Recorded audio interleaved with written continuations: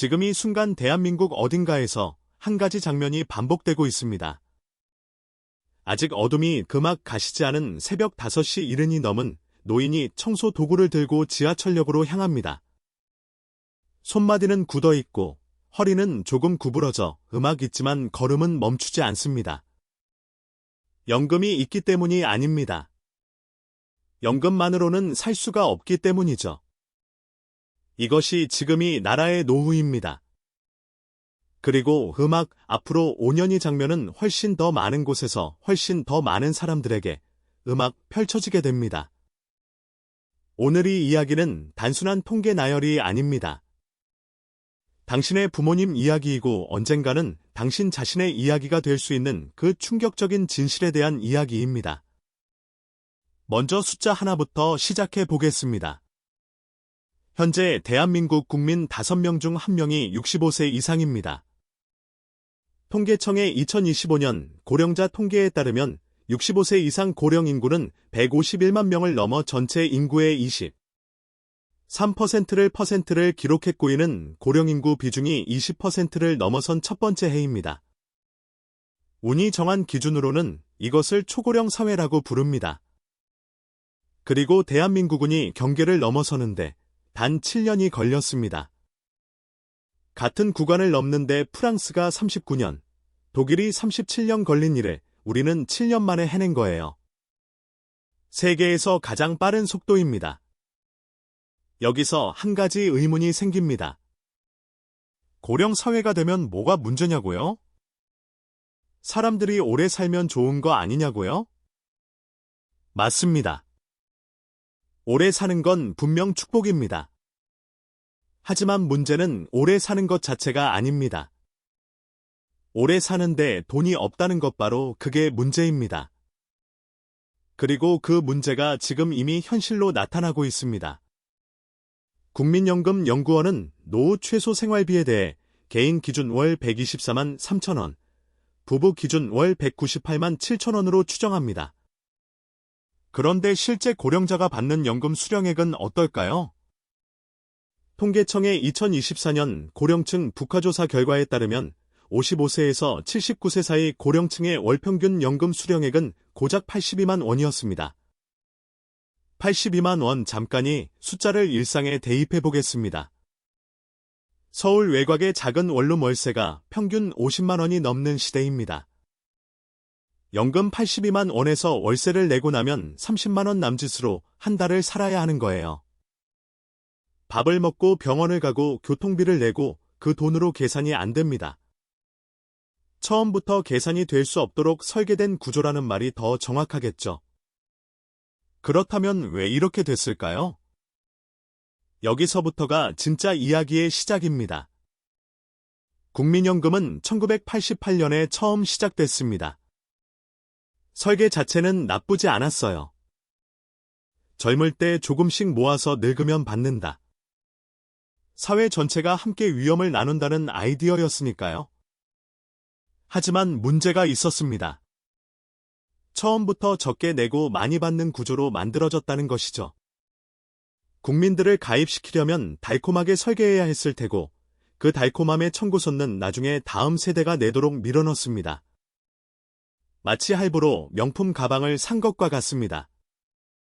지금 당장은 가방이 손에 있으니 좋습니다.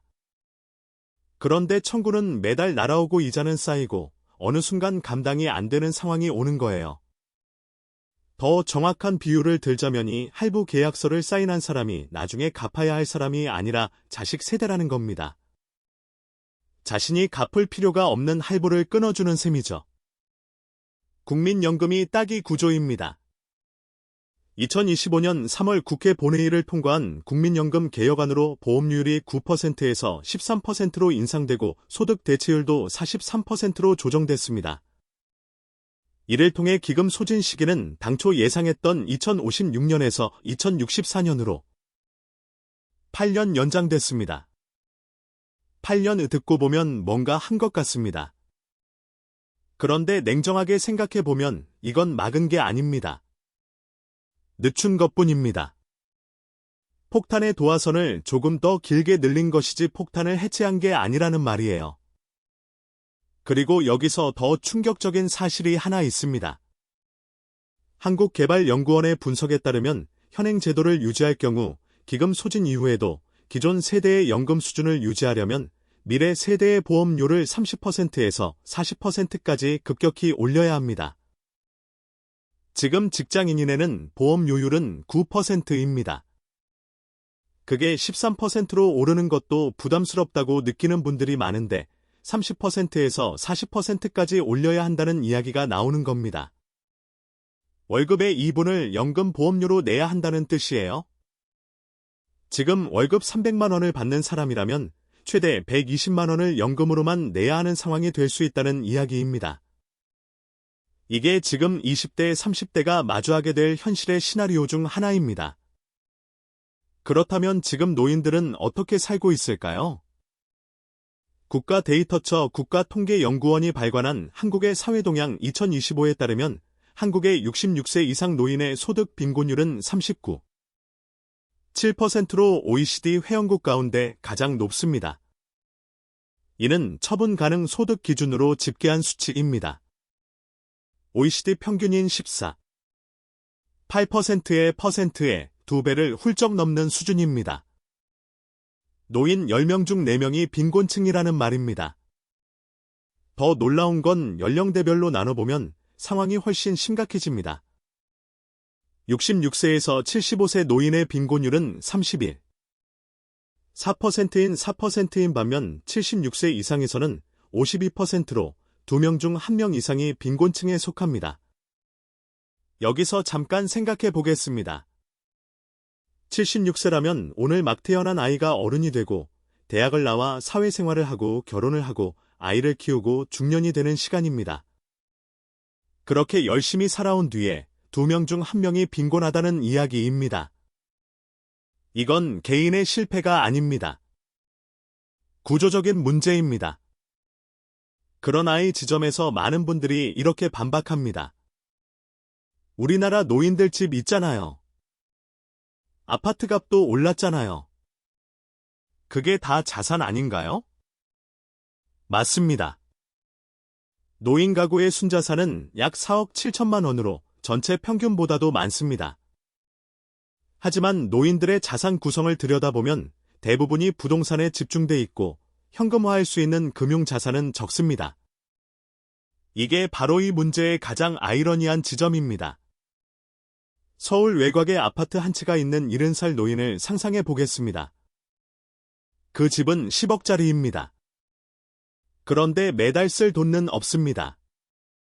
통장에는 월 80만 원의 연금이 들어오지만 병원비와 식비와 공과금을 내고 나면 남는 게 없거든요. 집은 있지만 배가 고픈 상태입니다. 10억짜리 집에 살면서 밥값이 없는 상황. 이게 한국 노인 빈곤의 실체입니다. 자산은 있는데 현금이 없는 구조. 영어로는 이런 상황을 하우스리치 캐시푸어라고 부릅니다. 집은 부자인데 현금은 가난한 한한 상태라는 뜻이죠. 자산은 부동산에 묶이고 현금은 마른 노년의 삶, 그나마 집이라도 있으면 다행일지도 모릅니다. 통계 뒤에 가려진 진짜 비극은 아무런 자산 없이 노후라는 벼랑 끝으로 내몰린 무주택 노인들이 우리 사회의 더 아픈 단면이라는 점입니다. 그리고 이 상황에서 많은 노인들이 선택하는 건 바로 계속하는 것입니다. 2024년 통계를 보면 55세에서 79세 고령층 인구 가운데 취업자는 943만 6명으로 역대 최고 수준인 59%의 고용률을 기록했습니다. 더불어 10명 중 7명에 가까운 4%가 장래에도 일하기를 희망한다고 밝혔습니다. 일하고 싶다는 게 나쁜 건 아닙니다. 활기차게 사는 건 좋은 일이에요. 그런데 문제는 이들이 왜 일하고 싶어 하는지입니다.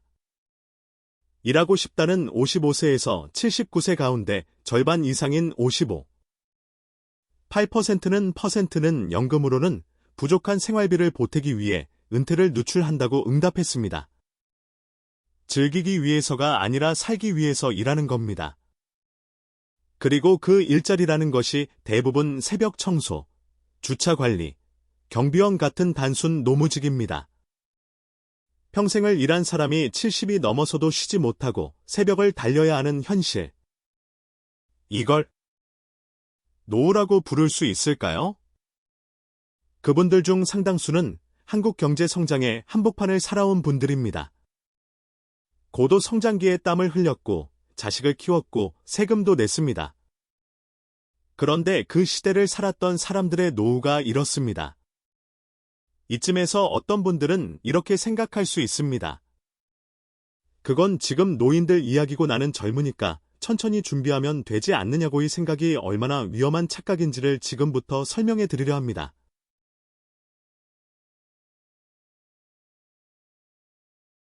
통계청 장래인구 축에 따르면 우리나라의 65세 이상 고령 인구는 2025년 23%에서 2036년에는 39% 그리고 2050년에는 40%를 초과할 것으로 전망됩니다. 2050년이면 국민 중 4명이 노인이라는 뜻입니다.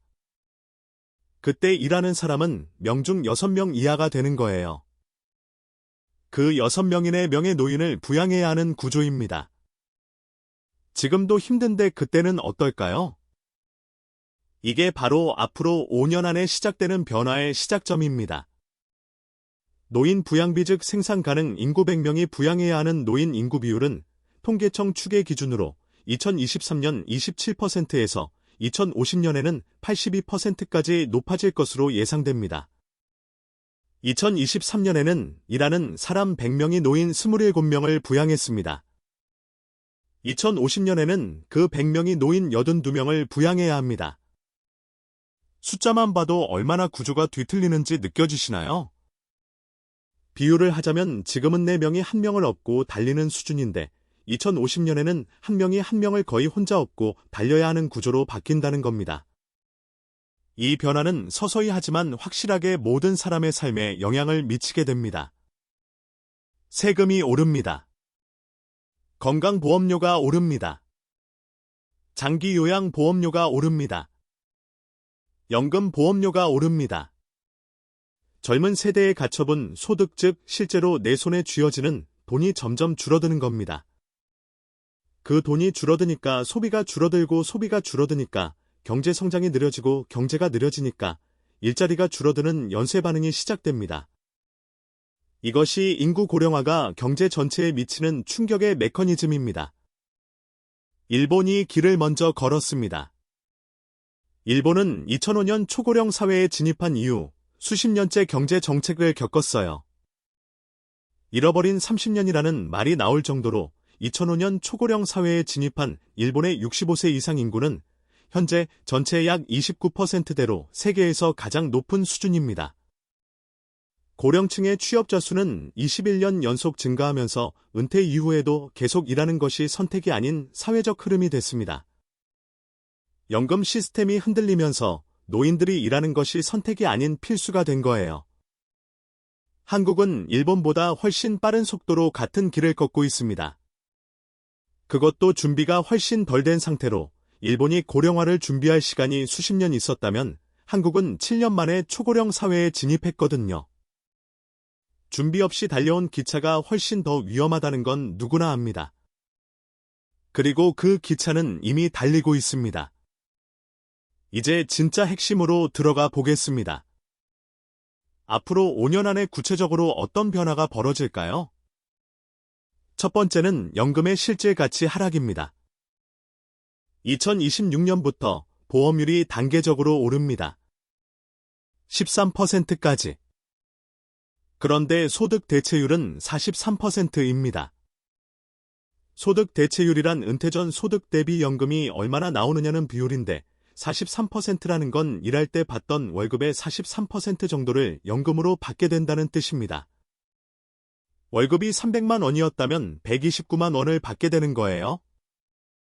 노후 최소 생활비인 124만 원과 비슷한 금액입니다. 최소 수준에 겨우 맞닿는 금액인 거죠. 그런데 여기에 함정이 있습니다. 소득 대체율 43%는 40년을 꽉 채워서 보험료를 낸 사람 기준입니다. 현실에서 40년을 채우는 사람이 얼마나 될까요? 경력 단절, 비정규직, 자영업, 프리랜서, 유가 공백. 평균 가입 기간을 생각하면 실제로 받는 금액은 그보다 훨씬 적습니다. 연금 시스템이 약속한 43%는 완벽한 조건의 사람에게나 해당되는 숫자인 거예요. 대부분의 사람에게는 그 절반 수준도 받기 어려운 게 현실입니다. 두 번째는 의료비 폭탄입니다. 건강보험 심사평가원 자료를 보면 2023년 기준세 이상 고령자 1인당 진료비는 530만 6원이고 본인 부담금은 125만 2천 원이었습니다. 이미 연간 125만 원을 개인이 직접 부담하고 있는 건데 앞으로 노인 인구가 늘어날수록 건강보험 재정이 더 압박을 받게 됩니다. 75세 이상 노인의 2%는 만성질환을 3개 이상 앓고 있고 치매 유병률도 7%로 74세 이하 노인보다 3배 이상 높습니다. 오래 사는 게 문제가 아니라 아프면서 오래 살면서 의료비가 기하급수적으로 늘어나는 게 문제입니다. 65세에 건강하게 은퇴했다 해도 75세, 80세에는 병원을 달고 살아야 할 가능성이 매우 높습니다. 그 의료비를 누가 댈 것이냐? 개인도 국가도 온전히 감당하기 어려운 수준으로 치솟는다는 게 5년 안에 본격화될 변화입니다. 건강보험료가 계속 오를 것이라는 건 거의 확실한 이야기입니다. 이건 예측이 아니라 구조적인 흐름입니다. 세 번째는 독거 노인의 증가입니다. 공식 통계 기준으로 현재 독거 노인 비율은 7% 수준입니다. 4명 중 1명에 가까운 노인이 혼자 삽니다. 앞으로 5년 안에의 비율은 더 높아질 겁니다. 핵가족화가 진행되고 자녀들도 각자 먹고 사느라 바쁘고 결혼도 늦어지거나 안 하는 사람들도 늘면서 노인 돌봄의 공백이 점점 커지거든요. 혼자 사는 노인의 문제는 단순히 외로움에서 그치지 않습니다. 갑자기 아파도 발견이 늦고 치매가 와도 초기에 알기 어렵고 금융사기에 취약하고 극단적인 선택으로 이어지는 경우도 있습니다. 한국의 노인 빈곤율과 노인 자살률은 모두 OECD 국가 중위를 기록하고 있습니다. 이 두 통계가 동시에 인류라는 건 단순한 우연이 아닙니다. 가난과 고독이 결합할 때 나타나는 비극적인 결과입니다.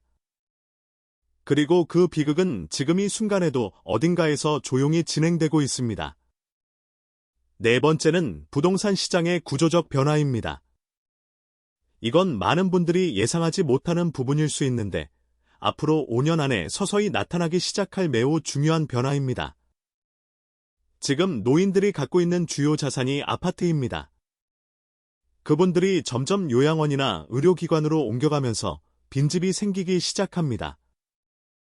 특히 지방과 수도권 외곽에서의 현상이 먼저 나타나거든요. 65세 이상 고령자 가구는 현재 전체의 6%인 618만 가구인데 2038년에는 1000만 가구로 늘어나고 2052년에는 전체 가구의 절반 이상인 6%를 차지할 것으로 예측됩니다. 지금 20대, 30대가 집을 못 사서 힘들다고 이야기하는 시대에 10년, 20년 뒤에는 노인들이 남겨놓은 집이 시장에 쏟아지는 구조가 올 수 있습니다. 누가 사느냐가 문제가 되는 상황. 지금 비싼 값에 집을 사 놓으면 나중에 팔 사람이 있을까 하는 질문을 해볼 시점인 거죠. 이건 모든 시장이 그렇듯이 지역에 따라 극명하게 다를 겁니다. 서울 핵심 지역은 여전히 수요가 있겠지만 지방 중소도시는 다른 이야기가 될 수 있습니다. 일본의 지방 도시에서 빈집이 넘쳐나고 집값이 수백만 원 수준으로 떨어진 이야기. 남의 나라 이야기로 만들 수 없는 시대가 오고 있습니다. 다섯 번째는 세대 간 갈등의 심화입니다. 이게 가장 불편하지만 가장 현실적인 이야기입니다. 지금의 젊은 세대는 이미 어느 정도 알고 있습니다. 내가 더 많이 내고 덜 받게 될 가능성이 높다는 걸. 개혁안에 따르면 보험료 인상은 2026년부터 단계적으로 적용되는데 현재 20대에서 30대 청년들은 앞으로 수십 년간 더 많은 보험료를 내야 합니다. 다만 소득 대체율 43% 상향은 2026년 이후 가입 기간에만 적용되고 이미 연금을 받고 있는 수급자에게는 적용되지 않습니다. 결국 보험료를 오래 낼수록, 즉 지금 젊을수록 개혁 혜택을 더 많이 누리는 구조지만 그 혜택을 실감하기까지 수십 년을 더 기다려야 한다는 점에서 세대별 체감 부담의 크기는 분명히 다릅니다. 더 많이 내고 더 늦게 받고 더 적게 받는 세대. 그 세대가 지금 사회에 진입하고 있습니다. 이들이 노후에 도달했을 때 어떤 감정을 갖게 될지 그리고 그 감정이 사회 전체의 연대와 공동체 의식에 어떤 영향을 줄지 이것은 단순한 경제 문제를 넘어선 이야기입니다. 어떤 사회든 세대 간의 신뢰가 무너지면 복지 시스템 자체가 흔들리기 시작합니다. 내가 낸 돈이 돌아오지 않는다는 불신이 퍼지면 제도를 지탱하는 사회적 동의 자체가 무너질 수 있거든요. 여기까지 이야기를 들으면서 이런 생각이 드는 분도 있을 겁니다. 그러면 지금 당장 뭘 어떻게 해야 하는 거냐고. 이제 그 이야기를 해볼 차례입니다. 가장 먼저 직시해야 할 건 국민연금 하나만 믿으면 안 된다는 겁니다. 이건 국민연금이 나쁘다는 게 아닙니다. 다만 그것만으로는 충분하지 않다는 구조적 현실을 인정해야 한다는 뜻이에요. 노후 소득의 세 가지 기둥이라는 말이 있습니다. 공적연금, 퇴직연금, 개인연금. 이 세 가지가 모두 어느 정도 작동해야 노후 생활이 가능한 수준이 됩니다. 그런데 많은 분들이 퇴직연금을 들어두고 실제로 어떻게 운용되는지, 어떤 상품에 투자되는지 전혀 모른 채 방치해두고 있습니다. 퇴직연금은 그냥 두면 거의 제로에 가까운 수익률의 원리금 보장 상품에 넣어져 있는 경우가 많습니다. 물가가 오르는 속도보다 돈이 자라는 속도가 느리다는 뜻이에요. 30년 동안 그 상태로 두면 명목상 숫자는 커 보여도 실질 구매력은 오히려 줄어 있을 수 있습니다. 부동산에 자산이 집중된 구조라면 그것을 어떻게 현금 흐름으로 전환할지 구체적인 전략이 필요합니다. 주택연금이라는 제도가 있습니다. 집에 계속 살면서 집을 담보로 매달 연금을 받는 방식인데 활용도에 비해 이것이 단순히 집을 파는 것보다 유리한 경우도 많습니다. 하지만 이걸 모르는 분들이 여전히 많습니다. 통계청이 발표한 생명표에 따르면 2023년 기준의 기대 여명은 21, 5년이고 75세의 기대 여명은 13. 2년으로 전년 대비 각각 0.7년 0.6년씩 늘어나고 있습니다. 65세에 은퇴하면 평균 21년을 더 살아야 합니다. 21년입니다. 한 아이가 태어나서 대학에 갈 때까지의 시간이에요. 그 긴 시간을 돈 걱정 없이 충만하게 보낼 수도 있고 새벽 5시에 청소 도구를 들고 일터로 나가는 시간으로 보낼 수도 있습니다. 그 차이를 만드는 건 그 시점에서의 선택이 아닙니다. 지금이 순간의 선택입니다. 많은 분들이 노후 준비를 나중으로 미룹니다. 지금 당장 살기도 바쁜데 노후까지 신경 쓸 여유가 없다고요. 이해합니다. 하지만 생각해 보세요. 30년 뒤에 월 100만 원을 더 받으려면 지금 당장 얼마씩 저축해야 할지. 30세에 시작하는 것과 50세에 시작하는 것의 차이는 단순히 20년이 아닙니다. 복리의 힘 때문에 그 차이는 훨씬 더 큽니다. 일찍 시작할수록 같은 결과를 위해 훨씬 적은 돈을 넣어도 됩니다. 시간이 곧 자산인 거예요. 대한민국이 7년 만에 초고령 사회가 됐다는 건 우리가 준비할 시간이 그만큼 짧았다는 뜻이기도 합니다. 하지만 역설적으로 지금이 사실을 아는 것 자체가 준비의 시작이기도 합니다. 이미 오고 있는 파도를 아는 사람과 모르는 사람의 운명은 달라집니다. 파도가 무섭다고 눈을 감아봤자 파도는 옵니다. 파도의 높이를 알고 어디로 가야 할지 판단하는 사람만이 살아남거나 더 나아가 기회를 잡을 수 있습니다. 오늘 이 이야기의 끝에서 한 가지만 기억해 주셨으면 합니다. 노후는 어른들의 이야기가 아닙니다. 지금 당신이 몇 살이든 이건 이미 시작된 이야기입니다. 5년 안에 벌어질 노후의 충격적인 변화는 단순히 노인들에게 일어나는 일이 아닙니다. 지금 이 영상을 보고 있는 당신의 세금과 보험료와 월급과 집값과 노동 환경 모두에 영향을 미치는 이야기입니다. 그 이야기가 어떻게 끝날지는 지금 이 순간 무엇을 생각하고 무엇을 실행하느냐에 달려 있습니다. 오늘도 시청해 주셔서 감사합니다. 여러분의 5년 후는 어떨까요? 댓글로 서로의 생각을 공유해 주세요. 구독과 좋아요는 영상 제작에 큰 힘이 됩니다.